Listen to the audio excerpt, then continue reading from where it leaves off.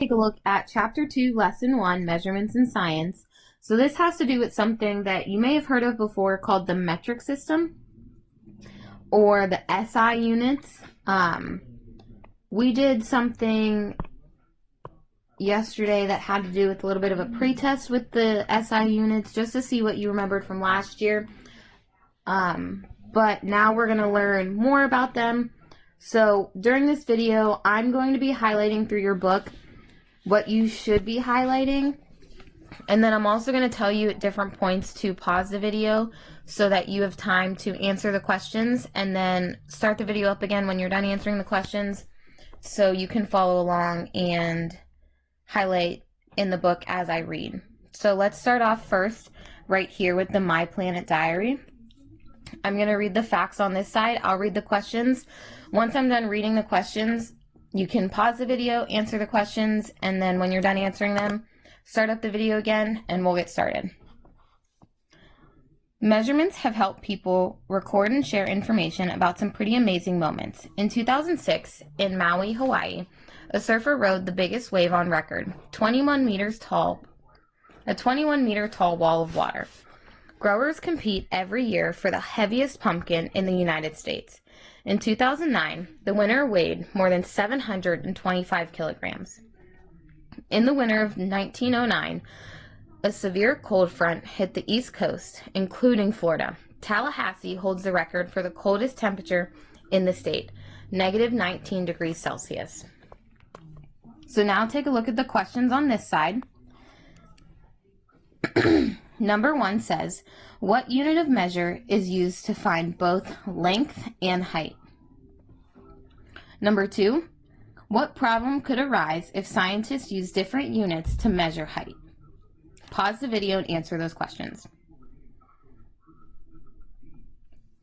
Now let's start reading into the chapter. So why is a standard measurement system important? Suppose you wanted to measure the width of a book.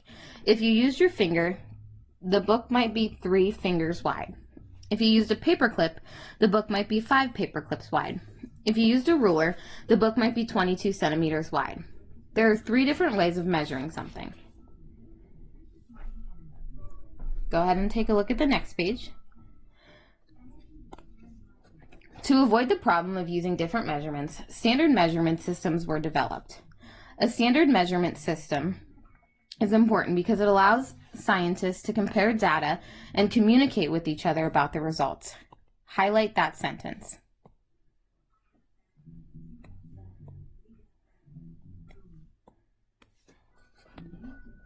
In the 1790s, scientists developed the metric system of measurement. The metric system is a measurement system based on the number 10. Highlight the definition for metric system. Modern scientists use a version of the metric system called the International System of Units, or SI. So that's what I call when I say the SI units. Prefixes are used to identify larger or smaller units. The prefixes used in the SI system are shown in Figure 1. So if we scroll down or look down on our page, this right here is Figure 1. And this is what they're talking about, the prefixes. They're all right here in this first column. So your job in Figure 1, it says the metric system is used to measure things. I'm reading right here. The metric system is used to measure things like length, mass, and volume. It says complete the tasks below. Number 1 says to fill in the blanks to complete the chart. So this first blank right here, you have to figure out what the prefix is for the first and second blank. But if you look down at the other prefixes down here, you have deca, and then over here we have decameters. Here we have deci, and we have decimeters. Centi, centimeters. So you can use those to figure out your prefixes. And then you have milli, and then you can use that to figure out your units right here.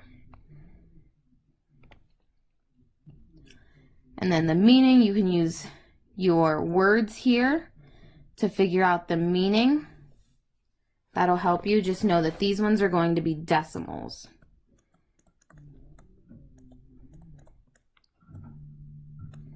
These will both be decimals.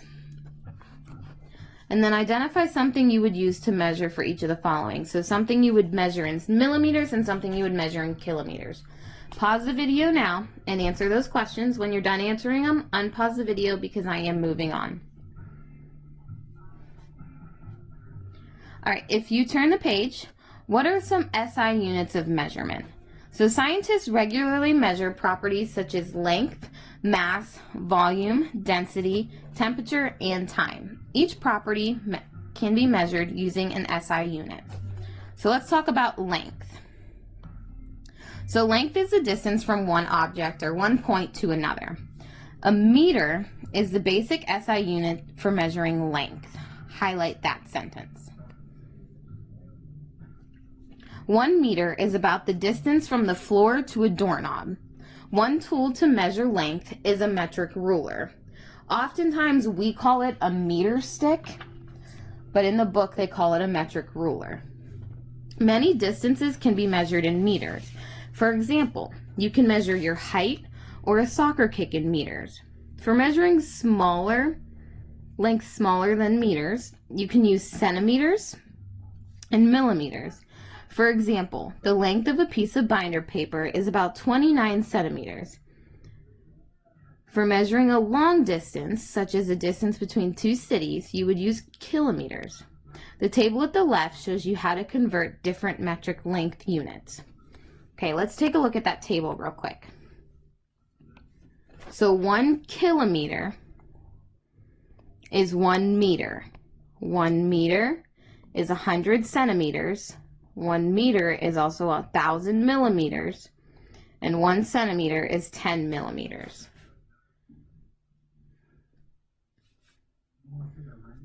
That helps us with converting length. There's a saying that I will post in another video. It's oftentimes, you guys probably heard it as kittens hide down under dad's car motor. Kittens hide down under dad's car motor. You might have heard it that way. And that also helps you when you're trying to convert from something like kilometers to meters or kilometers to centimeters and things like that. So I'll upload a video talking all about that when we're done, and we can take a look at that. Okay, so measuring length. So the green eel is a small lizard native to the southeastern parts of the United States. So what you have to do is you have to measure him, and you measure him in centimeters, and then in millimeters, and then you have to choose 3 small items on or near you, or your desk if you're in school, such as your pencil, your finger, your eraser. Record the length, and how do your measurements compare with those of your classmates? If you're at home, how would those measurements compare with something that someone else at home measured? Okay, the centimeter markings, let's read this down here. Very important to read everything on the page. So it says the centimeter markings are the longer lines. Each centimeter is divided into 10 millimeters, which are marked by the shorter lines. So what that means is that this is your centimeter line, and then these smaller lines are millimeters. Okay? So pause the video, answer those questions. When you're done answering them, unpause the video.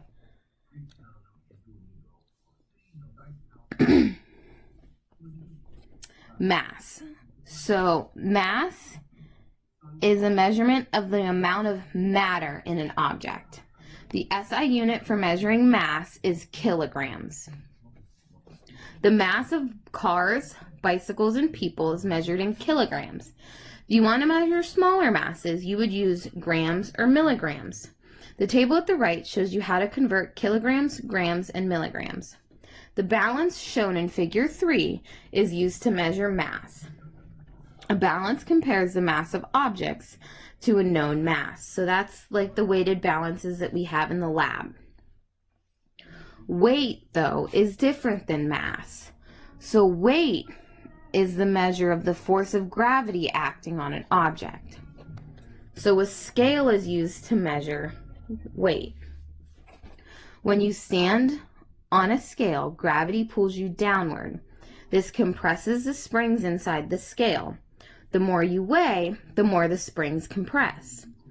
Although mass and gravity are related, they're not the same. The mass of an object is consistent, which means it stays the same. The weight of an object is not consistent. It changes because the force of gravity changes. So for instance, on the moon, we know that on the moon, the force of gravity is weaker than on Earth. So you weigh less on the moon than you do on Earth, but your mass is the same no matter what. Okay, so I want you to answer this question right up here. Pause the video right now and answer that question.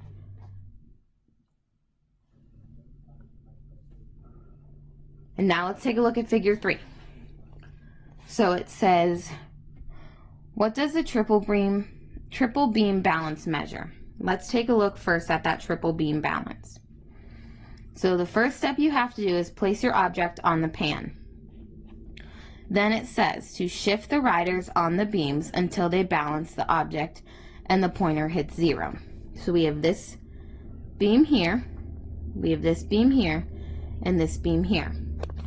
There's 3 different beams, 3 different riders, because this middle one is the hundreds. This middle one here is the hundreds.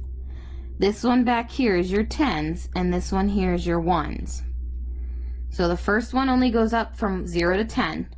Your second goes up to 100, goes from 0 to 500, and the back goes up from 0 to 100. So you have to move these pieces until this point over here gets to 0. So you have to shift these riders until the point over here gets to 0. And once that point gets to 0, then you add up where all of your risers are, and that's how much your object weighs.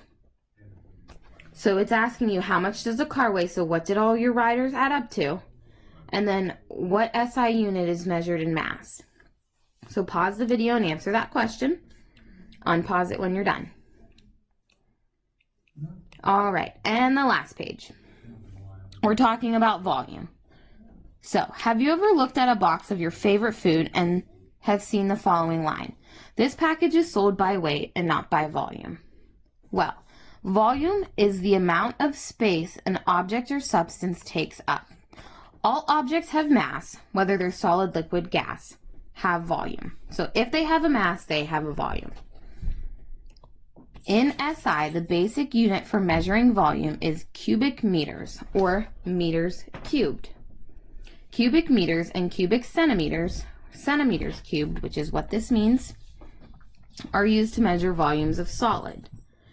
The unit for measuring the volume of a liquid or gas is a liter. The table on the left shows you how to convert between those units. So this table over here shows us how to convert between meters cubed or centimeters cubed and liters and milliliters.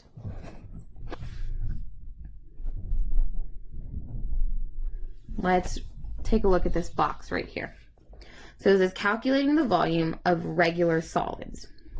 Suppose you want to know the volume of a rectangular solid, such as the gift box in figure 4. To find the volume, you would first measure the length, the width, and the height of the box. Then you would multiply the length times the width times the height. When you use this formula, you must use the same units for all measurements. So you have to make sure that all of your measurements are the same. As you can see, this one is centimeters, centimeters, and centimeters. So we don't have to do any converting because they're all in centimeters. So the question in figure 4 down here at the bottom says, the volume of the rectangular solid can be found by measuring its dimensions and multiplying the values. What units should you use to measure the volume of the rectangular solid? Number 2 says calculate what is the volume of the gift box. So go ahead, figure that out. You don't need to pause the video because that is actually all you need to do for the day. So that is the rest of the notes. Make sure you answer those questions, take pictures of your answers, and go ahead and submit them on this Google Classroom post. And that is all we have to do for today. I hope you guys have a great day and enjoy the rest of your evening.